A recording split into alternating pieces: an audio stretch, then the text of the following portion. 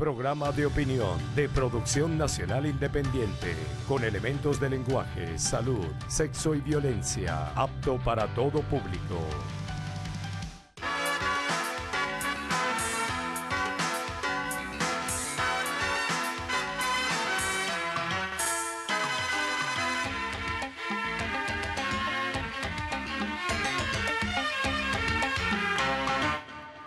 Amigas y amigos, la oposición, o mejor dicho, su cúpula, la MUD, aceptó el diálogo tascando el freno, a regañadientes. No lo hizo tendiendo a la presión interna, por la actitud de más del 80% de los venezolanos que lo reclaman según todas las encuestas. Lo hizo por la presión internacional, donde los voceros de la MUD se han refugiado y hacen prácticamente la política. Curioso fenómeno al cual hay que buscarle explicación. Una es que el rechazo al diálogo por parte de los dirigentes opositores alarmó fuera del país una actitud recalcitrante que enmascara la violencia, provocó la reacción de ciertos factores externos. Otra explicación consiste en que una vez más la oposición subestimó a Nicolás Maduro. En otras palabras, le dio de nuevo el mismo trato despreciativo que caracteriza su habitual posición ante el presidente y como ha sucedido en otros momentos complicados. Maduro les dio una lección, desestimaron el conocimiento que Maduro tiene de la política exterior, de todo cuanto aprendió en el cargo, de las relaciones que tejió durante los 6 años que fue canciller como maestro de la habilidad de Hugo Chávez. Había que montar la mesa de diálogo y la oposición se resistía tercamente a colaborar porque ese cometido no encajaba en sus planes desestabilizadores. La paz no es su objetivo es el derrocamiento de Maduro, pero este abortó el plan cuando inició un despliegue a fondo en el exterior. La manera como asumió el tema petrolero, los contactos con los países productores árabes, la sorpresiva entrevista con el Papa Francisco, el apoyo de los facilitadores, los expresidentes Zapatero, Fernández, Torrijos y de UNASUR, dejó sin iniciativa a la oposición y la obligó a aceptar el diálogo. Lo que ocurra en adelante demostrará si la política de diálogo en función de la paz es justa o no lo es. Por ahora, el gobierno y el chavismo tienen la iniciativa tanto en la mesa como en la calle, mientras que la MUD atraviesa por momentos críticos. Esta realidad hay que manejarla con sentido de grandeza, sin arrogancia, para que el diálogo sea verdadero y no se den discriminaciones que afecten su desarrollo. Pausa y al regreso converso con Héctor Rodríguez, dirigente nacional del PSUV y director del Grupo Parlamentario de la Patria.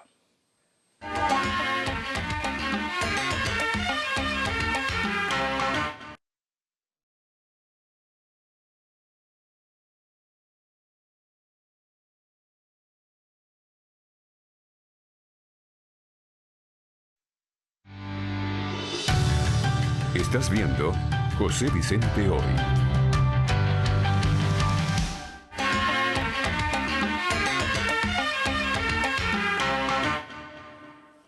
El invitado de hoy, Héctor Rodríguez, jefe de la Juventud del Partido Socialista Unido de Venezuela, jefe de la fracción parlamentaria del Bloque de la Patria, vicepresidente del PSUV para el Sur y otros tantos títulos también. Es muy importante la presencia de Héctor aquí en el día de hoy, porque está participando en una serie de actividades que tienen que ver con el funcionamiento o no funcionamiento de la Asamblea Nacional. Tienen que ver también con el trabajo de las comisiones en el marco del diálogo que se está realizando en Caracas. Bienvenido, Héctor. Gracias, José Vicente. Gracias por la invitación. ¿Me faltó algún título? Creo que con eso es suficiente. Bueno, mira, ¿cuál es la actual situación de la Asamblea Nacional? Tú que estás allí. Bueno, yo creo que la Asamblea Nacional ha ido diluyendo su capacidad de influencia legal, política en la vida nacional venezolana. Pero creo que es difícil analizarla sin tal vez analizar y comprender o discutir la situación de la oposición venezolana.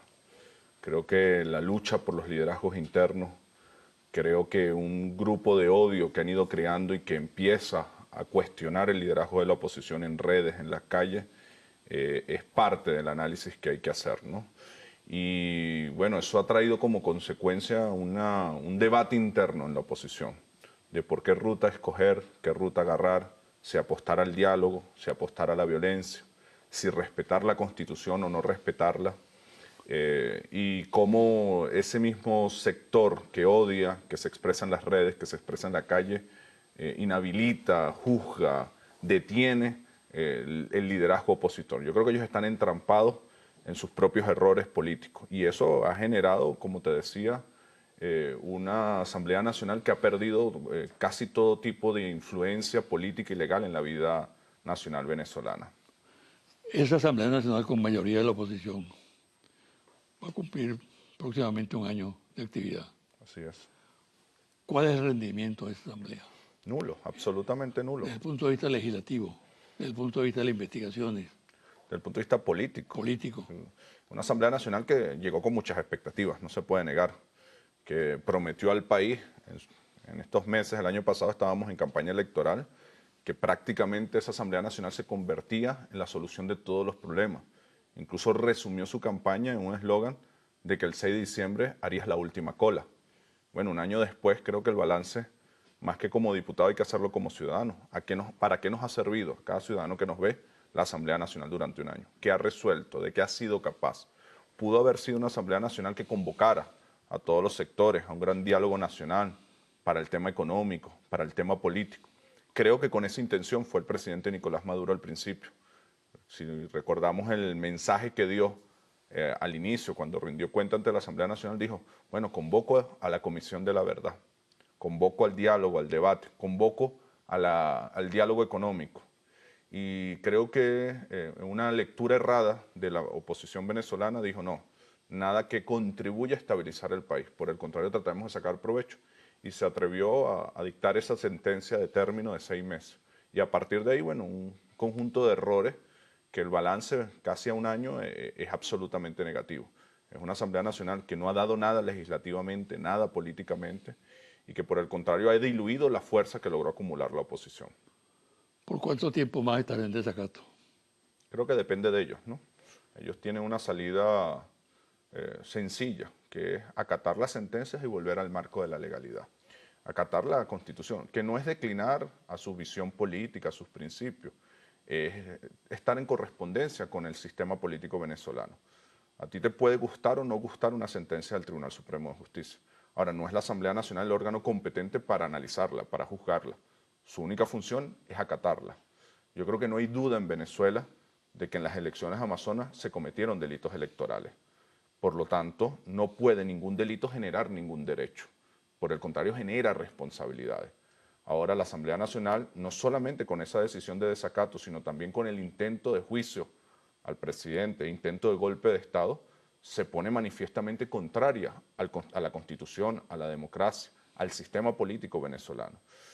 Yo creo que hay un debate interno en la oposición ahorita. Ojalá se imponga la racionalidad política, se imponga el diálogo, se imponga la sensatez, se imponga el respeto a la Constitución y pueda la Asamblea Nacional nuevamente entrar en una situación de cumplimiento, de acatamiento, de respeto a la Constitución y a la democracia. ¿Qué posibilidades ves tú eso que estás diciendo? Que se imponga la racionalidad, que modifique esa conducta. Creo que hay dos condiciones que disputan en contra. Una, la lucha del liderazgo interno en la oposición. Si hacemos un recorrido de las variantes que ellos han planteado desde que tomaron la Asamblea Nacional. ¿Es tan aguda esta lucha? Es muy aguda. La presión por la renuncia, la Carta Interamericana, el referéndum, el golpe de Estado, también es una disputa que tiene que ver con quién es el posible liderazgo candidato para las próximas elecciones presidenciales. Yo creo que... Y para las próximas elecciones del presidente de la Asamblea Nacional. También. Para las próximas elecciones... ¿Aspira Ramos Ayuda a la reelección? Creo que sí. Creo que aspira, creo que hay un juego interno y una pelea interna. Ahora, lo que sí, José Vicente, es que es irresponsable poner los intereses particulares por un posible liderazgo o por una posible cuota de poder sobre la situación del país. Yo creo que si tú contrastas con el presidente Nicolás, ha sido muy sincero.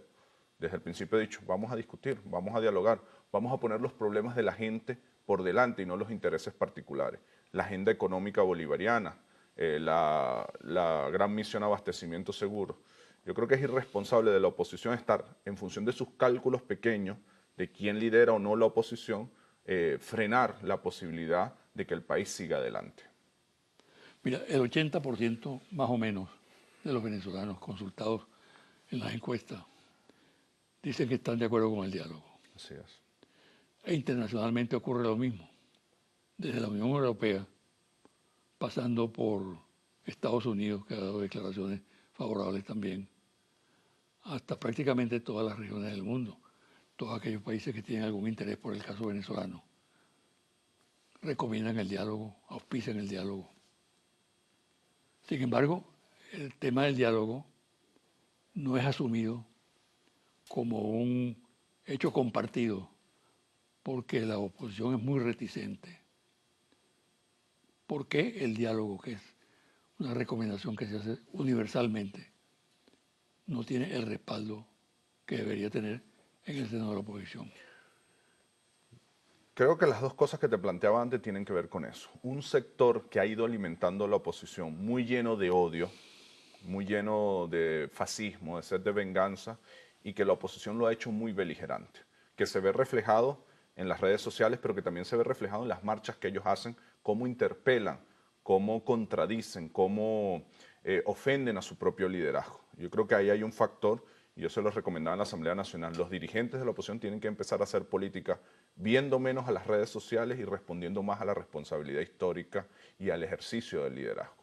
Eso es un fenómeno. El otro fenómeno es la competencia del liderazgo, que también hace que el cálculo de las jugadas particulares de los partidos y de los dirigentes se imponga por encima de la responsabilidad histórica del diálogo. Yo creo que ese es un segundo fenómeno. Pero ante esa situación yo creo que hay una pregunta clave que ha hecho el presidente Nicolás Maduro. Si no dialogamos, si no debatimos cómo administrar un conflicto político que hay, donde hay dos fuerzas políticas que han existido, que existen y que van a seguir existiendo independientemente de cómo se resuelva esta coyuntura, ¿qué alternativa tenemos?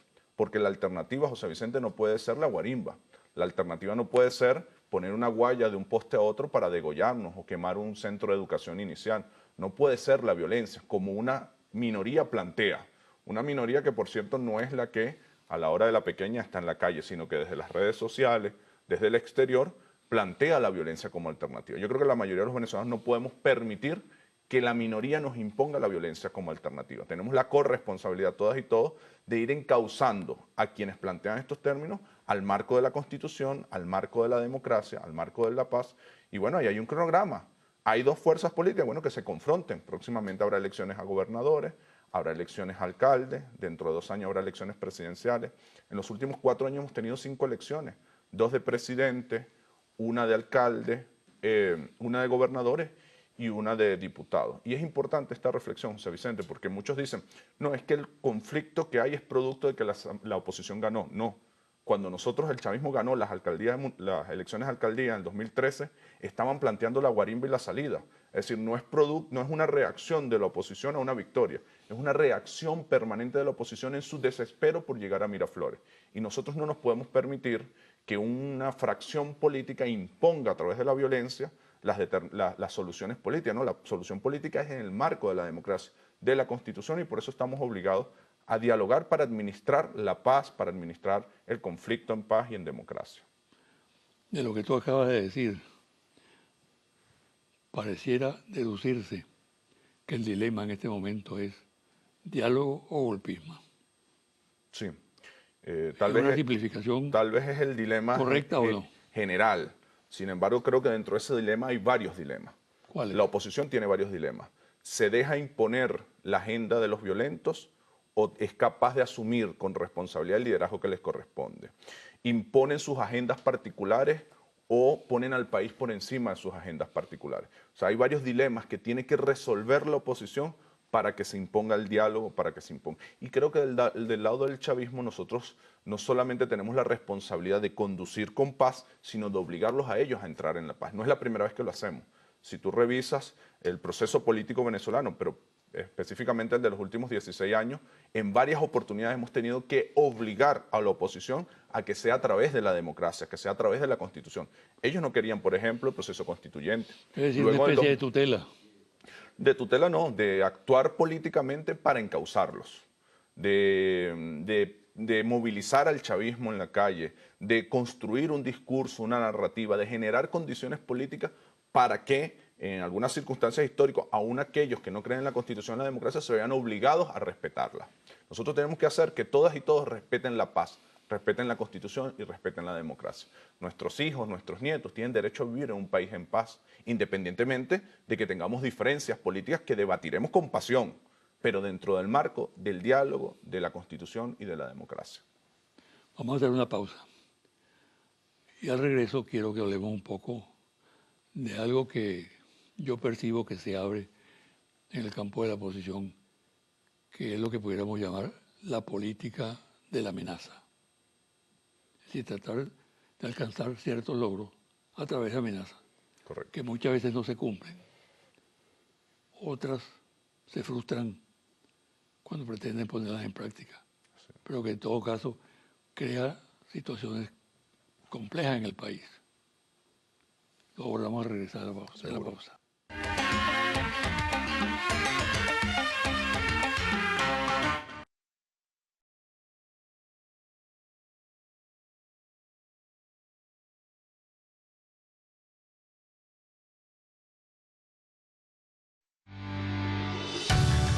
Estás viendo José Vicente Hoy.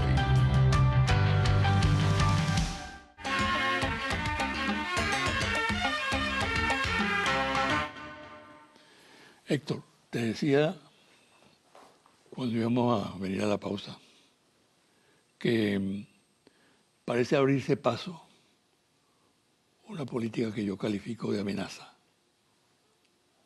La oposición últimamente ha estado emplazando no solamente al gobierno, sino al país, a las consecuencias que puede tener que no se cumplan determinadas cosas que ellos aspiran. Entonces amenazan con marchas, con violencia en la calle, con calentar la calle y así sucesivamente.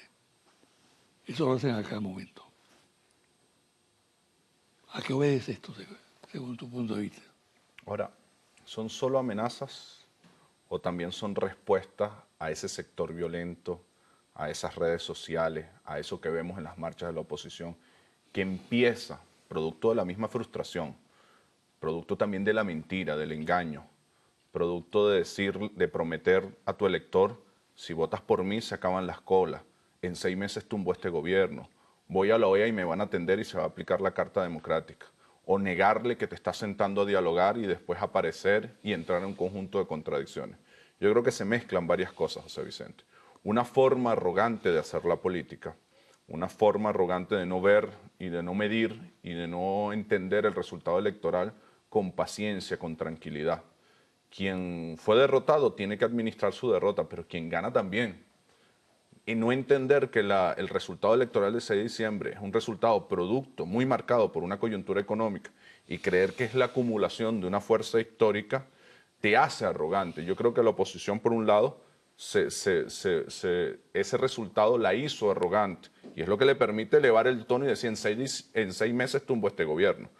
Eso es parte de esa actitud retadora, que coloca términos, que coloca condiciones, de no medir bien el pulso de la correlación de fuerza política. Pero por el otro lado creo que también es producto de que se sienten encerrados por sus propios errores. Yo creo que hay un nivel de frustración en algunos seguidores de la oposición que sienten que sus dirigentes les han mentido, los han engañado, les han generado falsas expectativas y en vez de asumir con responsabilidad, en vez de asumir con una actitud autocrítica ante sus electores, creo que tratan de empujar hacia diciembre, hacia vacaciones, manteniendo un discurso retador y tratando de calmar los ánimos en ese sector de la oposición venezolana. Creo que hay la mezcla de esas dos cosas. Por un lado arrogancia y por el otro lado no saber salir de los errores que han cometido y no asumir autocríticamente los errores. Yo creo que la oposición debería decirle a sus electores, pedirle disculpas, decirle sí, cometimos errores al mentirles, al esconderle que nos estábamos sentando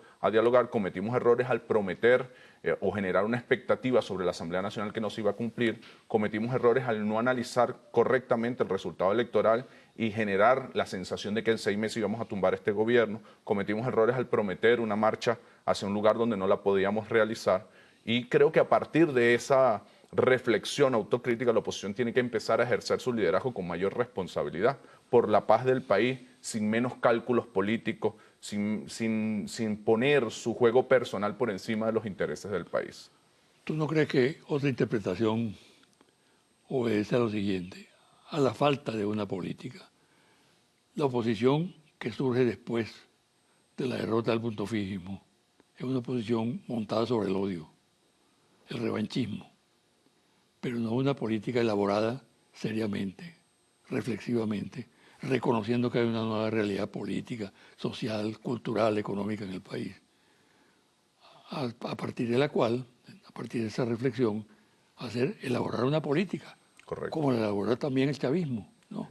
Entonces, cuando tú no tienes una política clara, definida, empiezas a caer en esos bandazos, a avanzar, a retroceder, a irte de bruces.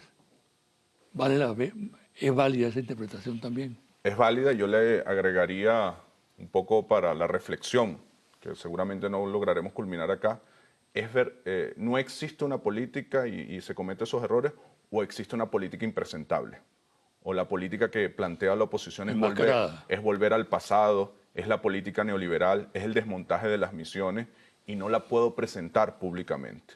Pudiera haber también parte de ese elemento, pero yo coincido en tu análisis en que pareciera que no tienen un pulso cierto del país nuevo, del país que se reconstruyó, producto, bueno, de toda esa lucha de los 60, 70, de los 80, de esa lucha popular de los 90, del proceso constituyente, de la figura del comandante Chávez, que para quienes lo quieren y no lo quieren no pueden negar que generó una época de cambio y redimensionó los términos de política, de pueblo, de soberanía, el ejercicio del bolivarianismo.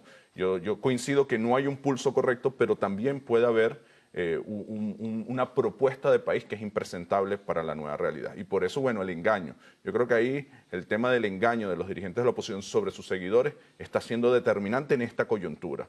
Hay un sector de la población venezolana que no nos sigue a nosotros y que se siente engañada, que se siente frustrada, que se siente utilizada por parte de la dirigencia de la oposición. Mi recomendación es, la oposición tiene que asumir autocríticamente eso y tiene que reflexionar privada y públicamente y empezar a utilizar, independientemente de cuál sea su propuesta de país, que para mí es muy clara, es una propuesta neoliberal, es volver al pacto de punto fijo, al pacto de élites, a la democracia no protagónica, no participativa. Yo, por ejemplo, aplaudo mucho la actitud que tomó el presidente Nicolás Maduro después del 6 de diciembre, reconociendo una derrota y llamando a una profunda reflexión sobre el papel del Estado, sobre la eficiencia, sobre el ejercicio del liderazgo, un liderazgo menos prepotente, un liderazgo más dialogante con la sociedad. Yo creo que el presidente pudo asimilar bien el mensaje que le estaba dando la sociedad y el pueblo venezolano con ese resultado electoral. Y eso generó inmediatamente un cambio de actitud de los dirigentes de la revolución. Creo que la oposición debería ver en el presidente Nicolás Maduro un ejemplo a seguir de cómo reflexionar sobre los resultados políticos y cuál es el cambio, independientemente de que sigan defendiendo su modelo neoliberal, pero para que haya más responsabilidad política con la historia. Cuando tú hablas de liderazgo, vale la pena hacer la siguiente consideración. Existe la impresión en vastos sectores de la opinión pública, e incluso reflejado en encuestas, que el país no percibe un liderazgo consciente, sólido, eficiente en la oposición. Es decir, que hay una crisis de liderazgo en la oposición, que incluso se traduce en desencuentro entre el pueblo opositor y sus líderes, que se manifiesta muchas veces en agresiones verbales e incluso físicas en algunos momentos. esa falta de liderazgo indudablemente que tiene mucho peso. Correcto. Porque además esa fragilidad de ese liderazgo histórico, y hablo de la historia de la oposición a partir de la victoria electoral de Chávez, ese liderazgo luce debilitado y está provocando la irrupción de tendencias más radicales, que ya se evidencian incluso en las manifestaciones de calle. ¿Cuál es tu opinión? Yo coincido contigo. Yo creo que esas encuestas que tú citas, uno también lo palpa. Creo que hay una ausencia generalizada de liderazgo.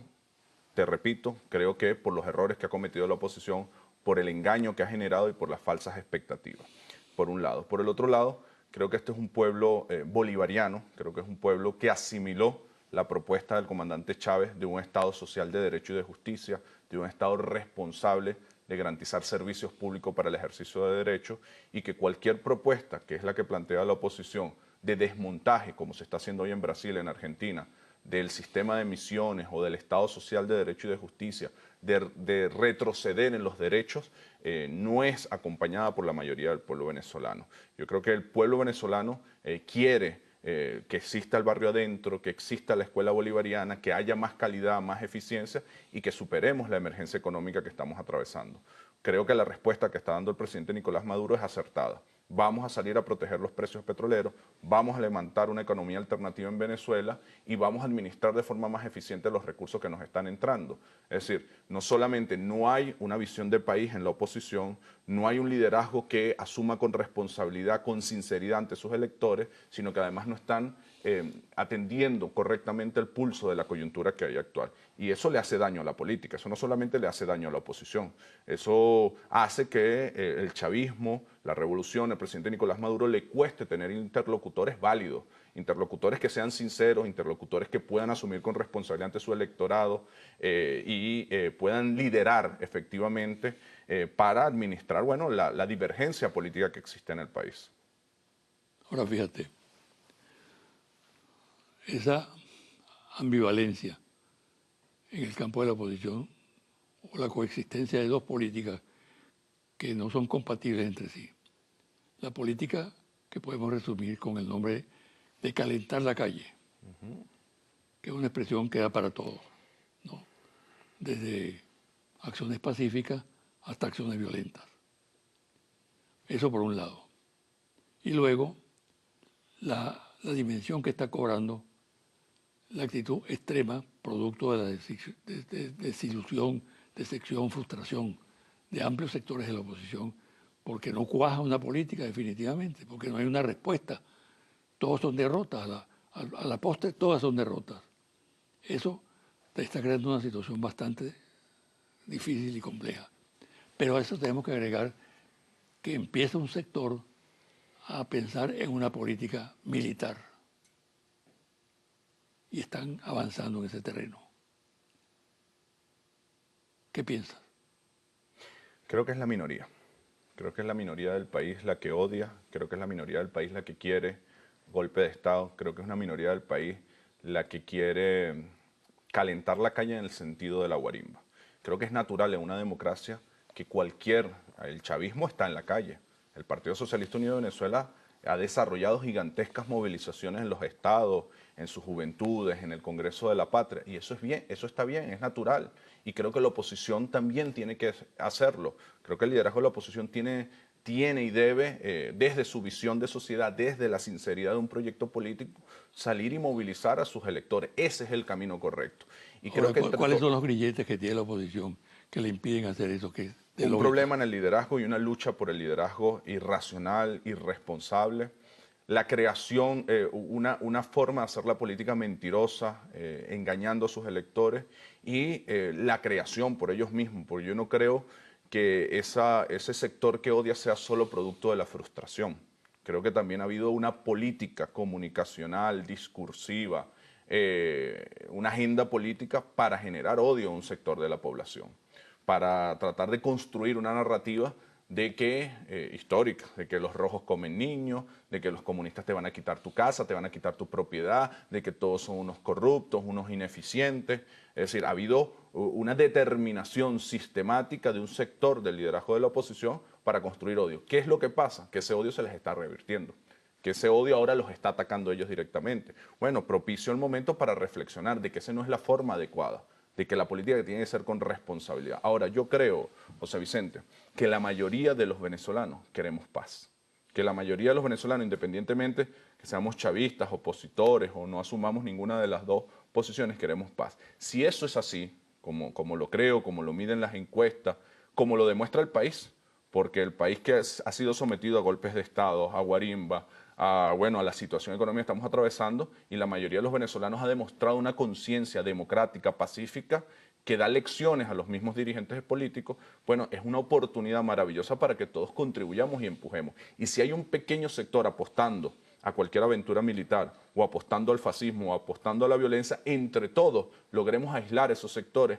y lograrlos enmarcar en la democracia, en la Constitución. Eso por una parte. Y por otra parte, creo que el chavismo, si bien con una mano tiene que garantizar la paz del país, tiene que aislar los sectores violentos, golpistas, tampoco se puede quedar solamente haciendo eso, porque además hay un país que tiene que seguir adelante. Yo creo que el chavismo tiene que dedicar la mayoría de su tiempo a los problemas cotidianos de la gente, a resolver el problema económico, a levantar, como está haciendo el presidente Nicolás Maduro, un acuerdo internacional que proteja los precios del petróleo, a levantar una economía. Venezuela es un país muy potente. Yo creo que la agenda de los 15 motores es una narrativa hermosa de lo que debe ser la economía venezolana, en turismo, en industria, en agricultura. Además, somos un país mayoritariamente joven.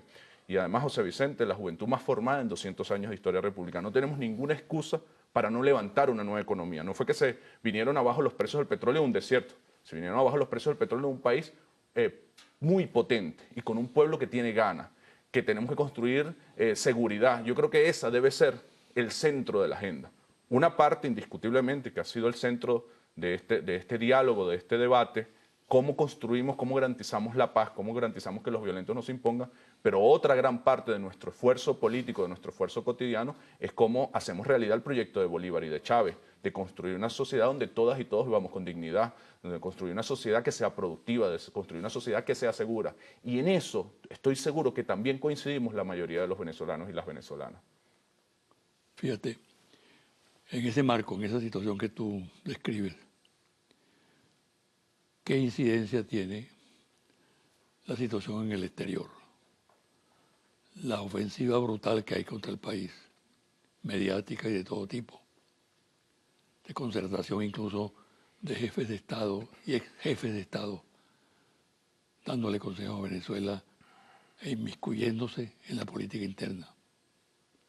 Y ahora un dato fresquecito, de gran importancia. ¿Qué significa la elección de Donald Trump como presidente de los Estados Unidos en las actuales circunstancias? Para que seamos justos también con los pueblos, creo que el escenario internacional, así como tiene por un lado el intento de intervención y de presiones de medios, de poderes económicos, de algunos jefes de Estado, también está acompañado de la solidaridad hermosa de muchos jefes de Estado, de pueblos, de movimientos. Pero lo que más se siente aquí es lo que hace el adversario. Sí, pero bueno, solo por un ejercicio de justicia. Por el control mediático que hay, ¿no? De justicia histórica, porque además eso se ha podido confrontar por la conciencia y la organización de un pueblo y también por la solidaridad de los pueblos mundiales, del Caribe, de África. Una solidaridad histórica por todo el ejercicio de la lucha bolivariana, pero también reconstruida por la solidaridad en la política internacional del comandante Chávez, que tú acompañaste como canciller, ¿no? Yo creo que... El fenómeno Trump. El fenómeno Trump. Yo creo primero que el escenario mundial está en una antítesis a la tesis de Fukuyama. Creo que no se acabó la historia, creo que hay un fenómeno ahorita de repensar cómo se reorganiza la geopolítica mundial. Creo que hay un debate entre si es a través de un solo centro de poder o son distintos bloques de poder. Y bueno, eso está en el resurgimiento de China, de Rusia. Creo que la intervención en Libia afectó mucho el proceso de reconstrucción de la unidad africana. Creo que la Unión Europea está muy golpeada en este momento y creo que el fenómeno Trump también es parte de eso. Ahí creo que tenemos que actuar con prudencia en estos momentos y ver cómo se desarrollan los acontecimientos ¿Qué va a hacer Estados Unidos? ¿De verdad Trump se va a concentrar solamente en reconstruir toda la capacidad de trabajo del pueblo norteamericano? ¿Cuál va a ser su agenda internacional? La tendremos que ver con prudencia y con mucha inteligencia. Te pregunto. Y no caer en las tentaciones. Lo que sí creo es que... Te pregunto, perdona, ¿seguirá Trump en la misma línea de Obama de considerar a Venezuela una amenaza para Estados Unidos? Creo que es una incógnita. Creo que sería atrevido responderlo desde ahorita. Creo que tendremos que ver cómo se desarrollan los acontecimientos. Ahora, lo que es indiscutible es que nuestra visión antiimperialista, nuestra visión de construcción de una América Latina unida, nuestra visión del mundo, de equilibrios de ejes de poder, es la ruta correcta. Y creo que el mundo está en un momento donde se está debatiendo si nos guiamos por la doctrina Monroe o nos guiamos por la doctrina bolivariana. Si construimos un mundo de distintos ejes y equilibrios en los ejes de poder o todos se alinean a un solo eje. Creo que alinearse a un solo eje ha demostrado que no garantiza la paz del planeta Tierra y creo que nosotros tenemos que apostar y tenemos mucha responsabilidad en el Caribe, en América Latina y con Estados Unidos lo que hemos planteado siempre, tener unas relaciones de respeto. Nosotros no pretendemos intervenir en las situaciones internas de Estados Unidos, pero no vamos a permitir que ninguna potencia extranjera intervenga en las situaciones internas de Venezuela. Una opinión tuya sobre el particular. Se observa una reactivación del chavismo en la calle. Correcto. Y por contraste, una desactivación de la oposición en la calle. ¿A dónde puede conducir este fenómeno? Esto que está ocurriendo, pues, que uno lo capta a través de los medios, de las conversaciones con gente que conoce de la política. Mi percepción personal es que hay dos factores determinantes que descolocaron al chavismo en un momento. Uno, la ausencia física del comandante Chávez. Y dos, la baja repentina y contundente de los precios petroleros. Y eso trajo como consecuencia el resultado del 6 de diciembre. Ahora, a partir de ahí, de los aciertos del chavismo, de los errores de la oposición, el chavismo empieza a recomponerse. Y va a traer como consecuencia, como cuando un río se desborda y vuelve a su cauce, que Venezuela va a volver a su cauce, que el chavismo, por el camino que va a recuperar, como creo yo que está recuperando, su impulso originario. Yo creo que algunos dicen que esta década fue la década de los latinoamericanos. Yo creo que este va a ser el siglo de los bolivarianos. Creo que nos tenemos que sentir muy orgullosos de lo que hemos logrado, de tener 3 millones de pensionados, 1 millón de familias en viviendas dignas, 10 millones de estudiantes, pero no es satisfecho, no es suficiente. Nosotros no podemos descansar, José Vicente, hasta que la última familia viva en una vivienda digna, hasta que el último abuelito tenga una pensión, hasta que el último niño estudie en una escuela de tiempo completo de calidad. Y para eso es determinante tener el poder político. Yo creo que este resurgir, este renacer del chavismo en la calle, lo que va a traer como consecuencia es que vamos a mantener el poder político y ese poder político va a estar al servicio del proyecto de Bolívar y de Chávez, que es construir la sociedad más feliz, más estable y más segura que planteaba Bolívar en el discurso de Angostura. ¿No eres muy optimista? No, no soy muy optimista, soy un soñador que lucha todos los días por hacer los sueños realidad. Bueno, muchas gracias. Gracias a ti. Y mucha suerte. Igual. Una pausa y a regresar a los confidenciales.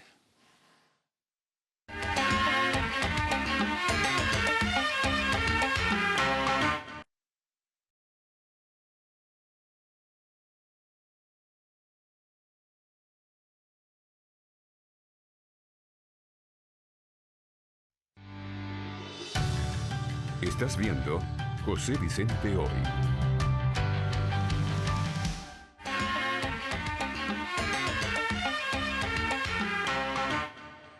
Y ahora los confidenciales.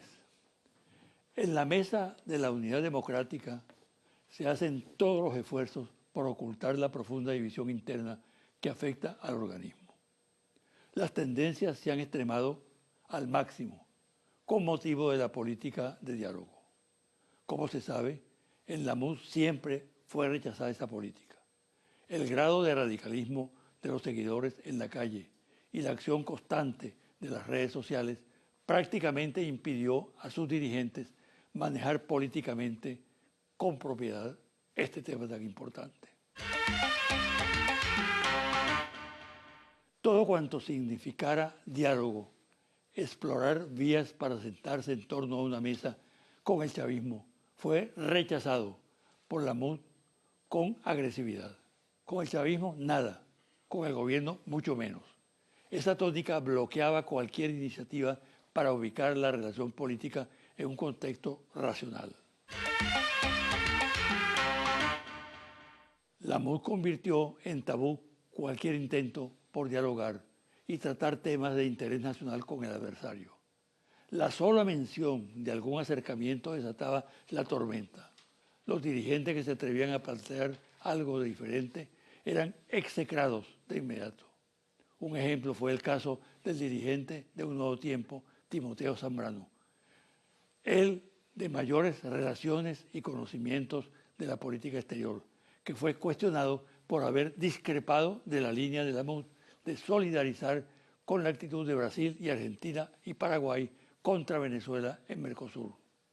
Esa posición le costó el cargo que ejercía en la construcción de la política exterior opositora. La aceptación bajo presión por parte del Grupo 4, es decir, del grupo conformado dentro de la MUD por Primero Justicia, Acción Democrática, Un Nuevo Tiempo y Voluntad Popular, disparó el enfrentamiento interno. De inmediato, 15 partidos de grupos de la MUD, el G15, manifestaron su desacuerdo con la decisión de aceptar el diálogo con el chavismo y el gobierno. Sin embargo, la decisión se impuso porque pesó mucho el argumento de que había que adoptarla debido a la presión internacional, en particular del Papa Francisco. Sin embargo, como se trató de una decisión forzada por las circunstancias, una vez consumada y realizado el acto de instalación de la mesa en el Museo Alejandro Otero, en La Rinconada, se reactivaron los rechazos, que no se concretaron únicamente a Voluntad Popular, el partido de Leopoldo López, sino a las interpretaciones y alcances del paso dado y a las explicaciones al país. Ejemplo, a las críticas que despierta en el universo opositor lo que es considerado como una concesión al chavismo y al gobierno, casi en términos de traición. La cúpula dirigente ha tenido que adoptar una posición que prácticamente revierte el proceso al fijar plazos perentorios para que se anuncien acuerdos que ni siquiera han sido discutidos, como que tiene que haber de inmediato resultados sobre temas fundamentales, porque de lo contrario se reactivaría una política en la misma línea de la confrontación que imperaba antes de la reunión de la mesa de diálogo. En otras palabras, que los temas álgidos tan solo han sido diferidos y se convierten en amenaza, como la determinación de reactivar el conflicto mediante acciones de calle. Ha trascendido que la Conferencia Episcopal Venezolana fue objeto de recriminación por parte de la autoridad vaticana debido a la actitud reticente que mantiene respecto al diálogo y a la abierta solidaridad con los planteamientos de la oposición. En las redes sociales más agresivas, que por lo general asumen la vocería de los sectores más radicales del país, circulan informaciones de carácter crítico a la política del Vaticano respecto a su actitud con Venezuela. La estiman muy sesgada a favor del gobierno de Maduro y cuestionan la audiencia que el sumo pontífice le concedió al presidente venezolano en un momento crítico, lo cual considera que constituyó un espaldarazo. Confidencial al cierre, Monitor País Interlaces, Confidencial Reporte Ejecutivo, ficha técnica, 1.580 entrevistas directas en hogares en todo el país, del 22 de octubre al 2 de noviembre 2016. Resultados, clima socioemocional. ¿Cómo se siente el venezolano hoy? Dígame cuál de estas palabras describen mejor su actual estado de ánimo. Optimista, 13 de septiembre 2016, 56%. 2 de noviembre 2016, 54%. Pesimista, 13 de septiembre de 2016, 42%. 2 de noviembre de 2016, 44%. Dígame cuál de estas palabras describe mejor su actual estado de ánimo. Feliz, 13 de septiembre 2016, 48%. 2 de noviembre de 2016, 49%. Triste, 13 de septiembre 2016, 48%. 2 de noviembre 2016, 47%. No sabe, no responde, 13 de septiembre 2016, 4%. 2 de noviembre 2016, 4%. Dígame cuál de estas palabras describe mejor su actual estado de ánimo. Tranquilo, 13 de septiembre 2016, 60%. 2 de noviembre 2016, 58%. Confundido, 13 de septiembre 2016, 37%. 2 de noviembre 2016, 40%. Dígame cuál de estas palabras describe mejor su actual estado de ánimo. Confiado, 13 de septiembre 2016, 27%. 2 de noviembre 2016, 25%. Preocupado, 13 de septiembre 2016, 72%. 2 de noviembre 2016, 74%. Pensando ahora en la actual situación que vive el país, ¿usted diría que con frecuencia siente rabia o furia por no poder cambiar las cosas, o más bien diría que está calmado y paciente esperando que la situación mejore? Calmado y paciente, 65%. Rabia o furia, 34%. Con frecuencia usted siente miedo por lo que pueda ocurrir en el país, o por el contrario, se siente confiado en que no ocurrirá nada malo. Confiado, 55%. Miedo, 43%. Conclusiones. Se mantienen estables los indicadores socioemocionales del país. Los venezolanos siguen optimistas y esperanzados a la espera que mejore la situación económica del país. Los venezolanos rechazan la violencia y apuestan por la paz y la estabilidad, exigiendo soluciones y respuestas. Hay molestia y preocupación, pero no hay rabia ni furia colectivas que puedan cautizar a la sociedad venezolana.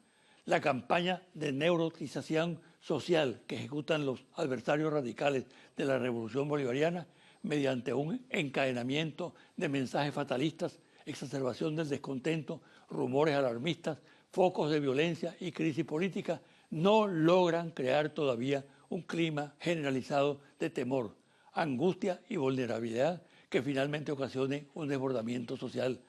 Para gobernar hace falta ilusión y esperanza.